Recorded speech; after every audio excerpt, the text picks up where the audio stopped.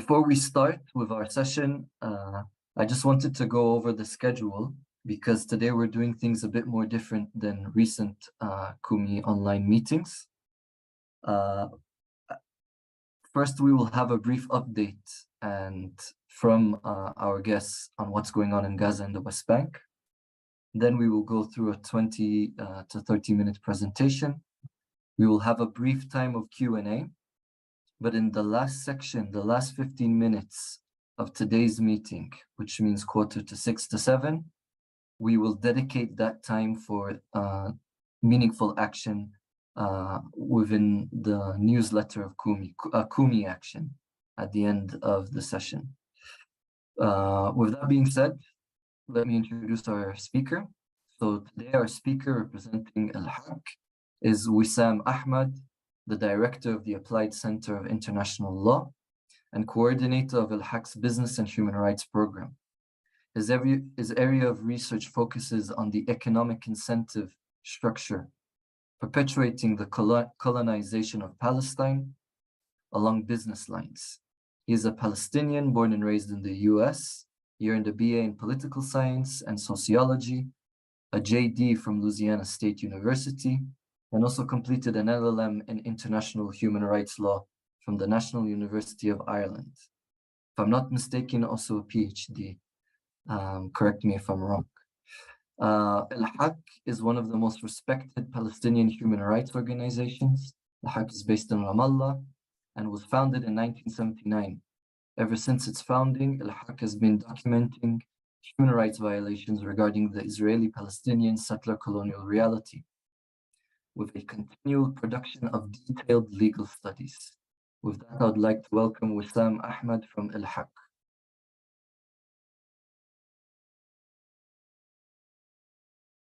So, thank you very much, Sam, and it's a pleasure to be with you all today. Truly an honor, and honestly, in these difficult times, it's difficult to bring yourself to have discussions, and obviously this discussion was initially planned well before recent events, but I think the importance of having these discussions and connecting them to the current situation is very important. Wanted to start by expressing my gratitude for this opportunity despite these difficult times. Al-Haq, as was mentioned, is the first Palestinian human rights organization. Our work has focused on pursuing the right to self-determination for the Palestinian people for more than 40 years now. And the unfortunate reality is we've seen ignoring of international law and the rules and principles that have been established to achieve that right to self-determination, and the indication of the lack of implementation of international law and the consequences therein, I think, are part of what is being manifested today before our very eyes. The impunity that has been enjoyed by Israel over the years has emboldened it more and more, and we see the recent escalation as an opportunity that is being taken advantage of to pursue these broader long-term colonial interests that have started more than 100 years ago and have simply evolved over time, starting with the mandate period and the convergence of Western and Zionist interests to the creation and establishment of the State of Israel, to what we are seeing today. The situation right now in Gaza is one that is really indescribable. So I am at a loss for words to try to give it any sense of, any description that does it justice, because there is really no description that does it justice, because it is really a dire, unbelievable situation that is happening live to the world, and the response from the world is unbelievable. It's It's something that is really hitting to the core of where the future of international law and its potential value for us as a people in the pursuit of the right to self-determination, being able to use it. The best examples I think I give about how this situation is hitting home is our own staff members that are based in Gaza. Both of them have been displaced from their homes. One of them actually had his home destroyed. And so the only thing we can do is pray for them and everyone being impacted by the situation, and checking every morning just to make sure they're still alive. This is obviously a very difficult situation for everyone, but specifically for those that are undergoing this constant bombardment in Gaza, with thousands that have been killed already, and many more injured and displaced, and this fear of a new Nakba that is developing, and the emboldened nature of the Israeli position with the Western support that is seemingly allowing this genocidal incitement to continue to develop. And I think everyone's watching the news in Gaza and following this pretty closely, and it's hard to process all the information that is coming out there. But I also want to point out that the occupation of Palestine includes not only Gaza, but it also includes the West Bank, including East Jerusalem. And we are also seeing an escalation here in the West Bank as well, with more than 60 killed, I think, so far, and over 700 detained and arrested.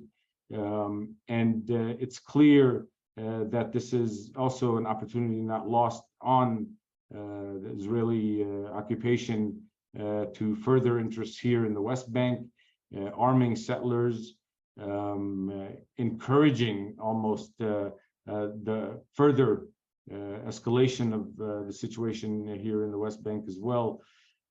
And this is an important point of ensuring that we don't allow this narrative of this war being, as the media is portraying it, a war between Israel and Hamas. It is very much connected to the broader context of the historical colonization of Palestine and the challenges that the Palestinian people have faced over the years in their struggle for the right to self-determination. And I think the importance of contextualization, even in these difficult situations, is very important, and responsibility on all of your parts to keep that context front and center, so it doesn't get lost in the most recent escalation of hostilities. What I wanted to do, if you don't mind, is to give you a brief presentation that I had planned to give, but maybe it will resonate more actually in light of the current circumstances. If I'm allowed to share my screen.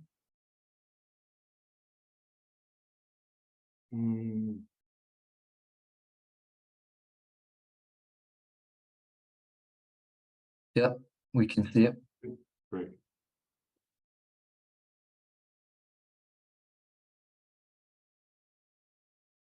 And so the title of my presentation is "The Continued Colonization of Palestine Along Business Lines," and it really focuses on this economic incentive structure that that feeds into and perpetuates the continued colonization of Palestine and incentivizes the violations of human rights and international humanitarian law that go hand in hand with this ongoing colonial process. And I think it's important to always see the big picture first when we are looking at any situation, but in the Palestinian context specifically, I think it's important not to just look at it as a binary situation between Israel and Palestine, but step back further and see the broader imperial dimensions of the situation here in Palestine, and the history of colonialism and imperialism in other parts of the world, not just here in the Palestinian context, and then bring it down into the specific colonization of Palestine and the colonial occupation that is ongoing today in occupied Palestinian territory. For historical context, there are a couple of documents that I recommend those of you that are interested in getting deeper in the history to understand the present, which I think is very important. They were actually written by a father and son. The father is Isaac Disraeli, and he wrote a book on the genius of Judaism, which actually took a critical look at the imperial exploitation of Judaism for imperial ends. And Tancred, the New Crusade, which was written by his son Benjamin Disraeli, and this looked specifically at the idea of the utilization of imperial power to further the Zionist project. And there's a page in that book titled Tancred. At the bottom of that page, there's a phrase, it is all is race, there is no other truth. And that is an indication also of the thinking of the Zionist project well before Theodor Herzl. And I think it's important to have that in your background as you understand the development of this situation we're seeing today in a broader historical context. One of the early economic dimensions of the situation in Palestine started with the Suez Canal and the development of the trade route through the use of that Suez Canal. And with the bankruptcy of the Ottoman Empire, there was a Suez Canal loan, which Benjamin Disraeli, who then became the British Prime Minister, was actually able to secure a loan from the Rothschild Bank to purchase the shares in the Suez Canal Company, thereby creating a stronger strategic interest in the region for the British, in addition to other Western powers that were already involved. Another important dimension historically is the issue of oil. The discovery of oil also created additional strategic interests in the region, Palestine being one of them, with the desire to build a pipeline through what was initially the Turkish Petroleum Company and then became the Iraq Petroleum Company, to build a pipeline from Kirkuk, Iraq to Haifa, Palestine. And over time, different imperial interests were at play, leading to the spread of this, or the branching off of this pipeline into different parts of the region. And if you look at this small illustration and compare it to the conflict that we are seeing in the region as a whole, you see the connection between oil interests in the region and the situation of conflict here as well. There is an important document that I came across in my research on the colonization of Palestine, means and methods. And this was a discussion that was taking place in the mid-1920s, which asked the question, if you can't see the wording clearly here on the page, the question that is asked is, what medium should be employed to colonize a country on a large scale? Should it be done by philanthropy or treated as a business proposition along strict business lines? And that mentality of colonialism and the use of private interests and corporate actors has been a driving force in the continued colonization of Palestine. During the mandate period, there were key focuses on economic areas, which is called the industrial complex by one author, the Haifa Harbor, the Dead Sea minerals, and water. And these issues of extractive industry and minerals and water and resources are commonplace in the history of colonialism. The only thing we see different in this colonial endeavor is that it is the Jewish faith that is being exploited for this colonial endeavor. And going more recently to the occupied Palestinian territory, post-1967, one of the first things that was done after the territory was acquired in 1967 was the creation of another company, the Israel Corporation. And the idea was to create a new company that will promote development of basic branches of the economy using normal business practices by providing tax incentives and the like to basically encourage investment in this expanded territory of Palestine that has been acquired, and, as I say, the continued colonization of Palestine. One of the unique things about the situation in Palestine is that Israel has brought in multinational actors to be partners in its colonial project, which is very much connected to the broader imperial dimensions of this situation here. And I mentioned gas as being an important issue in the past. Well, today, or I mentioned oil as being an important issue of the past. Well, today it's gas. And the discovery of natural gas in the Mediterranean has reignited that search for energy and the importance of Palestine in the region. And Israel is very much keen on exploiting that to the greatest extent possible, even at the expense of the Palestinian people, keeping them besieged in Gaza for the last 17 years in order to ensure that exploitation is not hindered. And there are other multinational actors that are also interested in the issue of gas. And if they weren't interested before Russia invaded Ukraine, they are even more interested today. And I think this helps to explain part of the apparent hypocrisy of the positions of the West vis-a-vis Ukraine and Russia, as opposed to Israel's treatment of the Palestinian people. Another issue of natural resources is the stone and the quarry industry.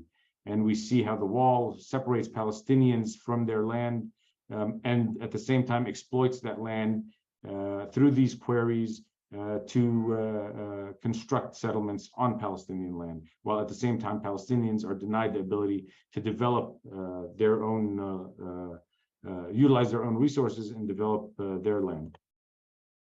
And you can see from this example how those resources are being depleted and Palestinians are barely benefiting from these exploits.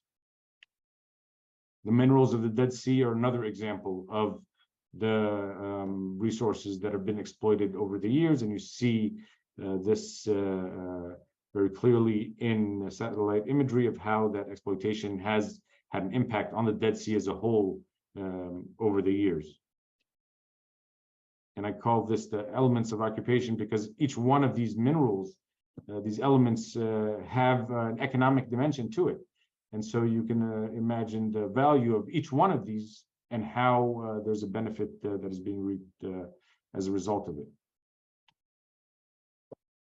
I have this diagram here.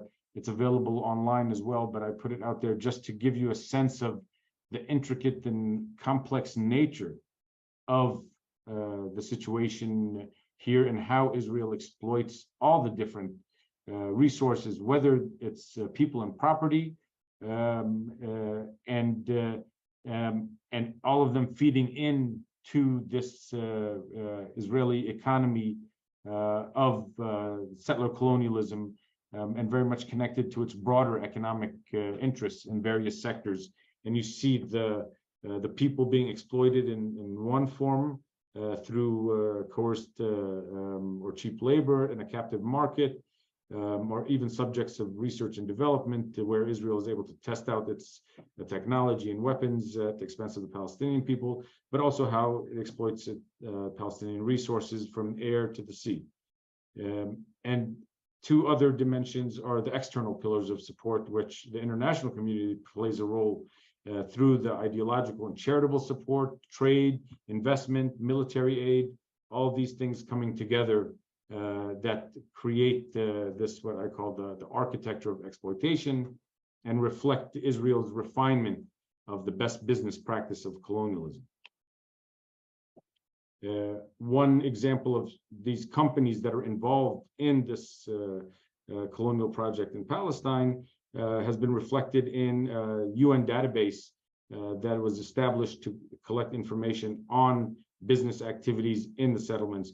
And it doesn't do justice to the broader scope of corporate involvement, because there are a lot more corporate actors, but it is an example of these different corporate actors and the areas that they're involved in. Here you see companies that are involved in infrastructure or resource extraction, surveillance, construction, finance, and many other violations. And I think it is these connections between the corporate interests and profit and the impacts that is happening on the people that take us into this broader issue of understanding the concept of people being put or profits being put before people on a much more global scale, and recognizing how Palestine and the injustices facing the Palestinian people are just a microcosm of global injustices facing people around the world. And so I'll close with something to get you thinking about the importance of seeing things in a more holistic manner, all the different variables involved in trying to solve for Palestine, and seeing that this isn't a purely mathematical equation, it's more artistic than anything, but giving you an idea of the different variables that we need to appreciate and take into consideration and see how they interconnect in order to really be able to address the situation and see it in the holistic context that it needs to be seen in.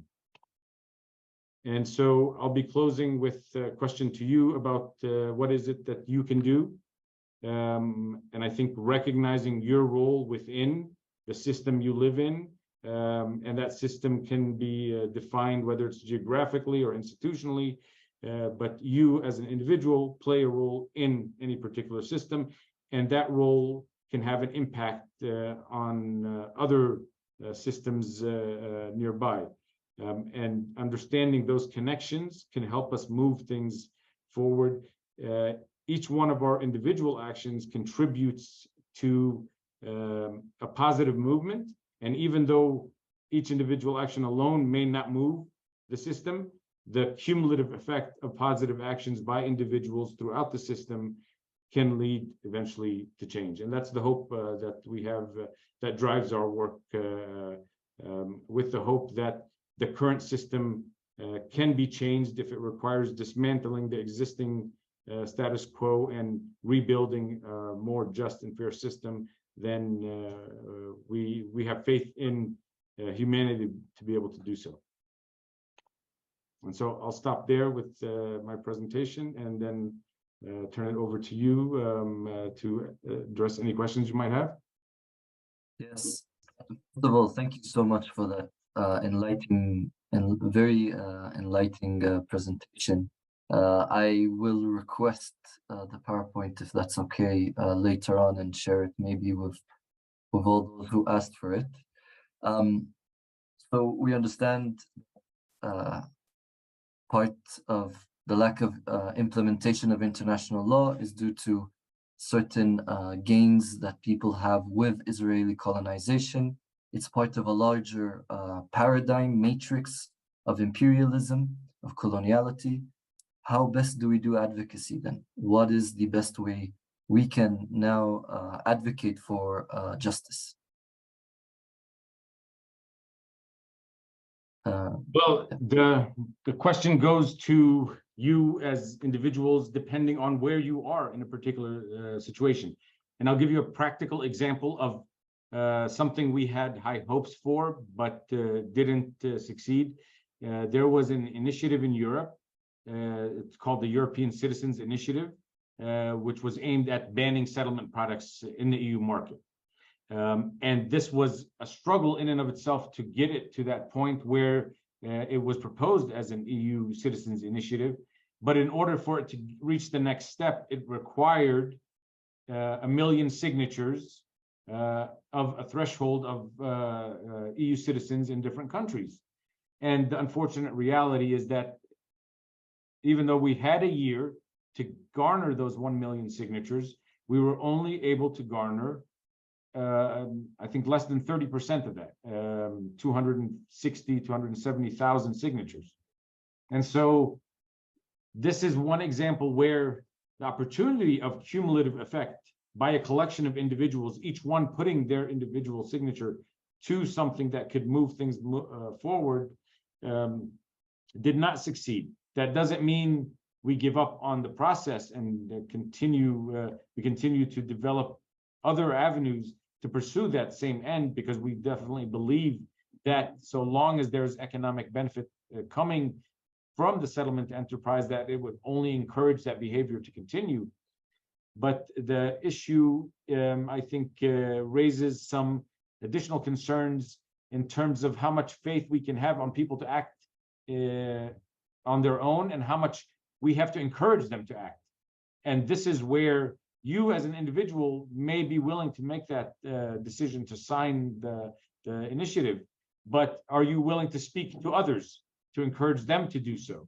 And so this is an example of the importance of recognizing what you can do as an individual, how you can influence those around you first and foremost, and then work outside of that and see how your role in a particular system can influence others. But we take lessons from the European Citizens Initiative that we can't just simply put a call out and expect everyone to take action. Advocacy is more long-term and requires a concerted effort to achieve those long-term goals. It's not going to be easy. It is an uphill battle for sure.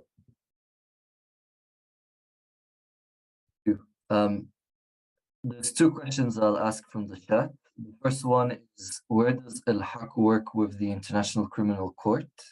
And specifically, if you can speak about your activity now of the recent events. And if you could give a comment about the impact of BDS on Israeli economy. Is there really an impact today? First, with regard to the issue of the International Criminal Court, this is one of those institutions that are being created that are supposed to provide an opportunity for justice and apply international law. And we've already been very disappointed in its lack of attention to Palestine and the reaction with the most recent atrocities that are being committed against the Palestinian people. Which runs in stark contrast to the response of the ICC when it came to Russia and Ukraine. That being said, it is one of those mechanisms in the international system which we have to engage with. We can't simply criticize it from afar. Part of the change needs to come by engaging from within, but also advocating from outside to change the system more holistically as well, and to not allow these institutions to be simply tools for imperial ends. And that's why we continue to engage in these mechanisms and try to push them. Either we expose their hypocrisy or we force change over time, whether it's from the inside out or outside in.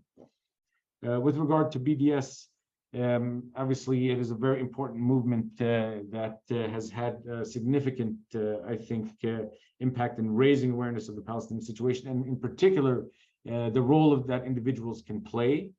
The empirical data of the economic impact is not one that I am able to comment on, but what I do think Israel fears the most is the awakening of consciousness that develops when people look within themselves as individuals and ask themselves, what is it that I can do? And this is why I think it is it's so important that the role of the individual continue to be questioned, rather than watch on the screen and say how awful the situation is. Ask yourselves, as individuals, what is it that I can do? What impact can I have? And as I said, each one of us individually may not make a huge impact, but it is that cumulative effect. And that cumulative effect of the awakening of consciousness, I think, is what Israel fears the most. Over time, that generations, the younger generation today will be in positions to make decisions that have a tangible impact on the situation. And that's why they are trying very hard to prevent even the discussion from taking place in many countries where you see motions being passed that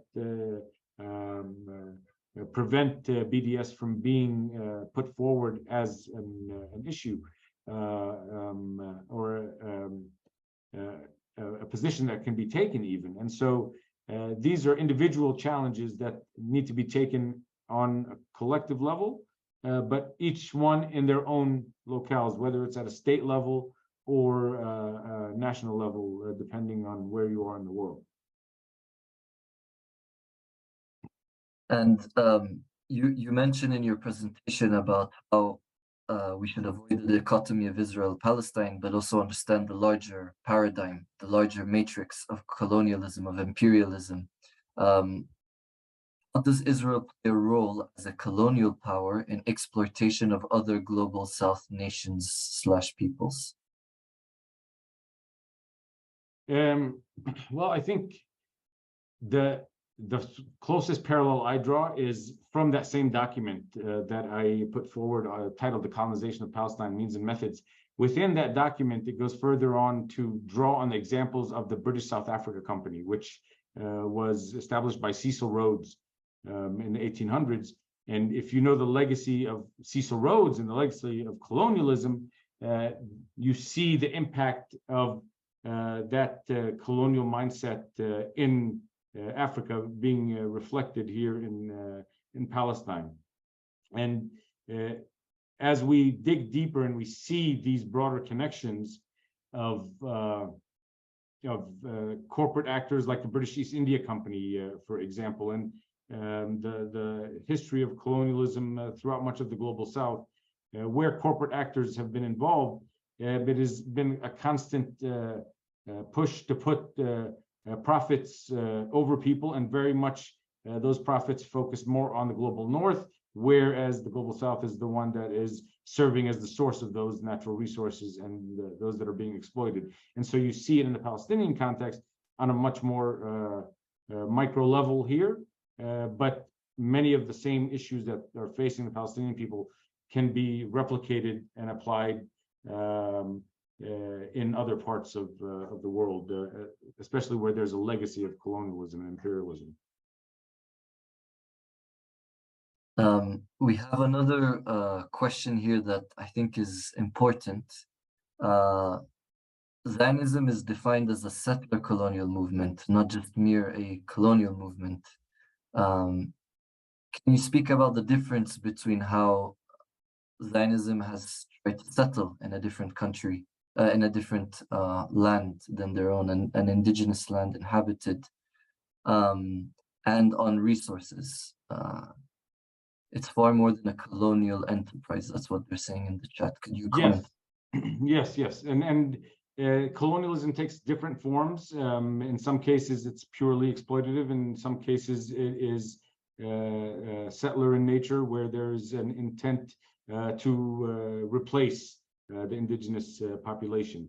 And so we see examples of settler colonialism in North America and Australia and in Palestine, where there is an intent to replace the existing indigenous population.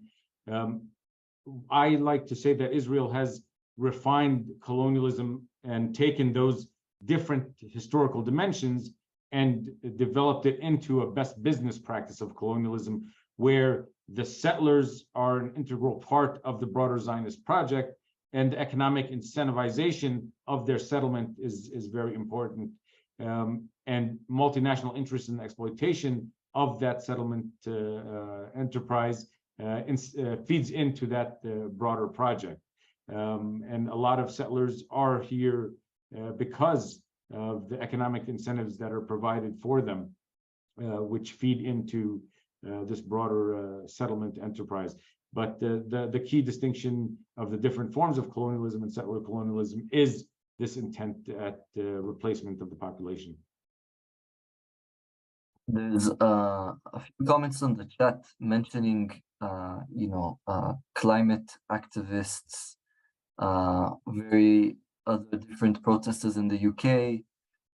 This is another advocacy and strategy question, I guess, is how best can we unite for those who are marginalized by imperial powers, by colonial powers, in our movement for justice? How can we make it more transnational? And if it's already been done, what is being done that is connecting it to other struggles around the world? Yeah, well, I mean, justice and the progress for justice anywhere in the world is a progress for everyone. And I think, having these different issues, say in the UK, looking at the issue of the history of colonialism and reparations, these are questions of justice that may not directly apply to Palestine, but indirectly in a more holistic manner, definitely lay the groundwork for the importance of redressing past atrocities and ensuring that those that commit them don't get away with them and continue to benefit from them. And so I think whereas those that are working for Palestinian rights need to be aware also of those connections and help those working on other issues of social justice to achieve their goals, will also be benefiting the Palestinian struggle, and vice versa. Those that are seeking justice in their particular context that might not be connected to Palestine specifically, seeing the connection between the Palestinian struggle and injustice as a whole, and making those connections is very important. We see that countries like India and Israel are doing arms deals. We see we see that the arms industry complex of Israel is one of its most profitable, and one of its trademarks of why it's so profitable is that it's war tested. It's tested on people, so people can see how it works. Currently, right now in the situation in Gaza, in your perspective, I know it's only been 10 days, 11 days. Are you seeing the imperial, capitalistic, colonial powers that are gaining profit from what's going on right now in Gaza? Is that too early to claim? I think it's too early to measure, but I think we are seeing very much whether it's even from an economic standpoint, the expansion of munitions is part of the broader imperial military-industrial complex, where the use of arms is something that needs to be replenished, thereby creating economic incentives. And I think if you look at the stock values of some of the key military or defense technologies, you will see that play out in real time, unfortunately.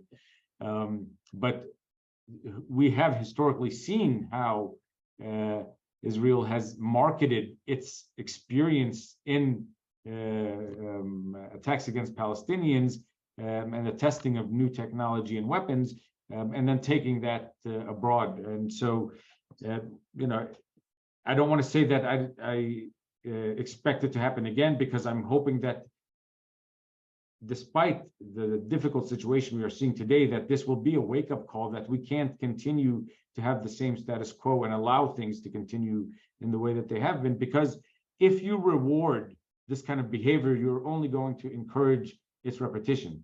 And I'm hopeful, if anything comes out of all the death and destruction we are seeing, is a change in how the world and humanity sees the current situation and what it's going to do to get out of it.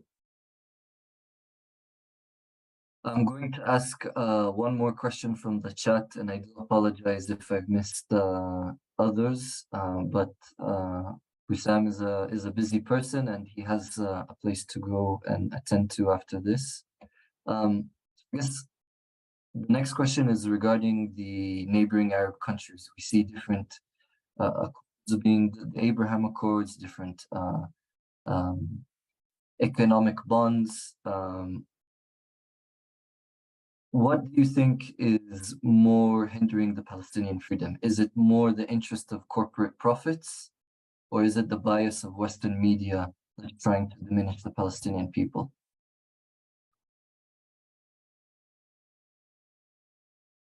I don't think it's an either or, and I am keen not to say which one is having a greater impact, but it is a cumulative effect of these kind of interests that I mentioned, whether it's economic interests or ideological interests that all come together. And that's why I go back to my initial question to you about your role.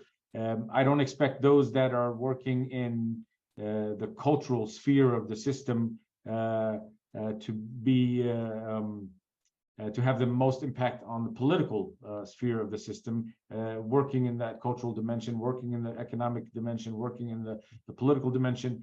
You have specific skill sets and areas where your energy is going to be most useful. And I think ensuring that you can influence, whether it's the media, whether it's economic decision-making, whether it's political decision-making, all of these things are important and they all connect.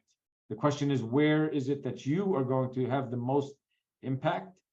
Depends on where you are in a particular part of the system. And it requires you doing your own research and understanding the connection that you have to your system and how it impacts others along the way as well. Just before you go, and we enter into a time of action, which we'll be doing in 1 or 2 minutes or so. Could you, any last remarks, any last comments you would like to leave with us? Just to say thank you very much for the opportunity, and I hope that the discussion was useful to you.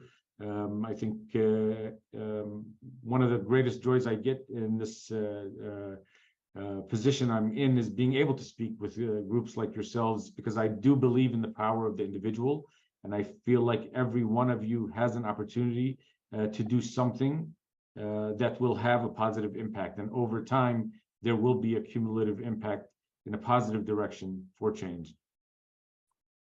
Wissam, thank you so much for an illuminating presentation and Q&A time.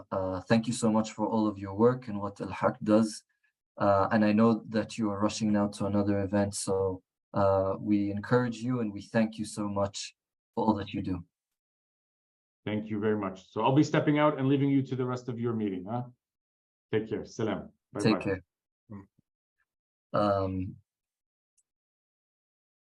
So we've decided now for the last 15 minutes of this call to focus on our Kumi action of today. The first item I will say is that for those who are interested, we have a Telegram group where it's a safe space for us to discuss the different Kumi actions. Ryan, if you could send a link, or Omar, send a link in the chat for the Telegram, that would be great. And for those who struggle to download the app, so it's, if you go to your app store, it's called Telegram, and I think it's probably the first one. And if you download it and then click on the link, it will be there. I would also say that if the link gets disappeared from today, you can always access our social media where there's a link there. And it's similar setup to WhatsApp. So I'll just repeat this again in case anybody missed what I said. It is an app on any iPhone, Android, smartphone. It's called Telegram. If you download it and then click on the link, you'll be in our Kumi Action Network Plan group in Telegram. We'll be announcing weekly Kumi actions and daily Kumi actions because the situation is so bad. Secondly, Omar, maybe you would like to lead the second action point if you want. Thank you, Samuel. And thank you all for being committed throughout the past years, being dedicated members of Sabil and especially within the Kumi community. The logic of starting Kumi is in Palestinian liberation theology, we support inclusivity, we support justice, and we support nonviolence. Kumi, we envisioned Kumi is a place where we bring many people, civil society organizations, people who are committed for nonviolent actions, regardless of their backgrounds and their identities, to come and advocate for just causes through nonviolent actions.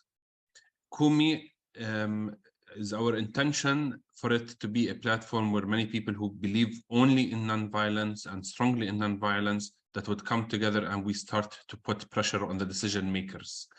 Sadly, the situation has never been as violent as it has been the past week in Palestine and Israel. Israelis are claiming, or I mean it's announcing and reporting that the violence has never against Jews has never been as strong as it used to be. The last time it was so powerful, it was during the time of the Holocaust. And for us Palestinians, in the past week, we had more people die than the second Intifada, 5 times as much as the first Intifada. And the military operation in Gaza has not started yet. So we're expecting things to become much worse. There's tens of thousands of people who are injured. Some of them, unfortunately, will not be able to recover. One of the main issues of nonviolent actions is to challenge the decision makers. And the first group, we're already compiling lists of actions that are required by activists and organizations, similar like-minded people, on what we can do. So if you come across certain actions, please do share this information with us. But currently, there is a lot of pressure that is taking place on the EU. In the EU, unlike the US and Canada, at least the EU has its official position that there's an occupation. They acknowledge the existence of the occupation and they stand against the annexation of East Jerusalem and against the building of settlements. So at least on the theory, on the paperwork, they have it right to a certain extent. Now, after October 7th, we see plenty of decision makers in the EU trying to shift from this position.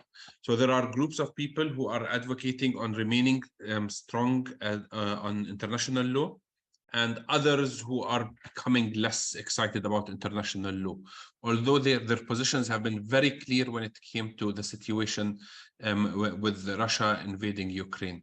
So it's very clear double standards. Ryan, if you may share the screen with the action of this week.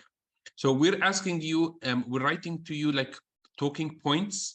So please write an email. It doesn't have to be a long email. Just make it as a personalized email. The purpose of this, we want them to answer each email. So we want you to send a positive email. We wish that you would send a positive email to the people who are standing, especially Borrell, who is Josep Borrell, who is standing, who's making, I mean, it's at least a decent position. And we would like you to also to condemn the claims of Ursula, who she made them without the consultation of the European Union. So Ryan, is it possible to share the screen? Or Samuel? Thank you. So why we don't want to write an email and just ask you to send the email, because we don't want their algorithms to catch it and throw it all in the spam. We'd like them to respond email by email. So for the positive email, just say thank you as a subject, title subject, because we don't want to overwhelm the people who are doing a good work. And the people who are doing less of a good work, especially Ursula, please be creative with the title. So we appreciate please do as a minimum one of the two questions if you feel like you're a positive person and you just want to thank the people who are doing a good job. But we'd appreciate sending both emails. Please make sure that you copy the emails that we have, the assistance of Ursula. Ursula has 2 emails and the rest of the emails. Yes, can we make it bigger, the screen? Yes, thank you so much. But we will have them in the chat, and we're going to be sending all of this information on Telegram, because we're sure that we're going to have email problems already. Our Facebook pages and other media or social media is under attack. We'd also encourage you, if you're part of a church and the church is praying for peace in Palestine and they want to do something in addition to prayers, we encourage them to do these actions.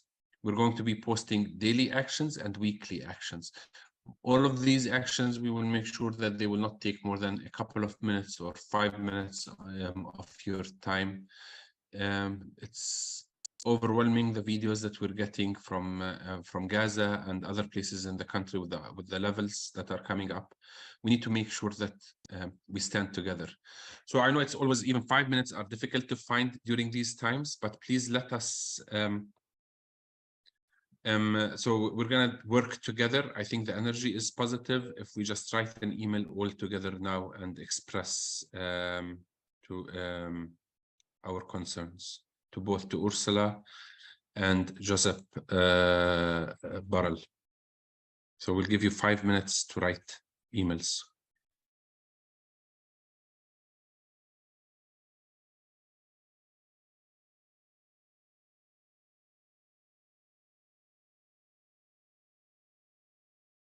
Perhaps as you are writing your emails, I can announce that next Kumi, we'll be having a session on women in conflict, and also for those who are interested, there'll be a Thursday service, a link being sent this evening for the Thursday service, the usual Sabir Thursday service.